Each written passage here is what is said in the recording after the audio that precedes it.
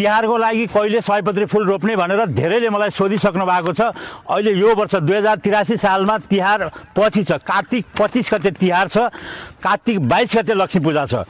त्यसैले हामी सयपत्री फुल पनि पछि रोप्छौँ।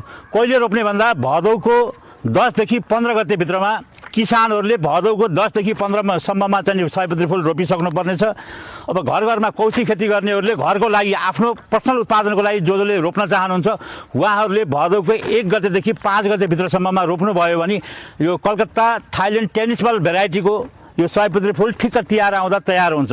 त्यसैले अहिले नआतिनु, किन भन्दा यो वर्ष तिहार धेरै पछि भएको कारणले हामी पनि सयपत्री फुल पछि रोप्छौँ। यो फुल बिरुवा सारेको 70-75 दिनमा एकदमै हराभरा एकदम ढकमक्क भएर फुल्छ। त्यसैले मैले समय आएपछि पुनः चाहिँ सयपत्री फुल रोप्ने बेला भयो भनेर तपाईँहरूलाई जानकारी गराउनेछु। अहिले चाहिँ तपाईँहरू तिहारको लागि नआतिनु।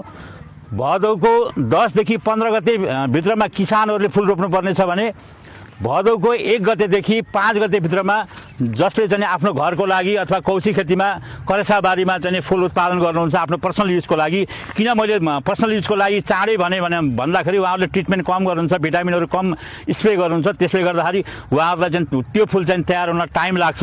घर घरको लागि भदौ 1 देखि 5 गतेसम्म र किसानहरूको लागि भदौ 10 गतेदेखि 15 गतेसम्म सयपत्री फुलको बिरुवा सार्नुभयो, त्यसको खेती गर्नुभयो भने तिहार आउँदा ढकमक्क फुल्छ र तयारी अवस्थामा तिहारको लागि तिहारलाई स्वागत गर्नको निमित्त तपाईँहरूको खेतमा फुलहरू फुल्नेछन्।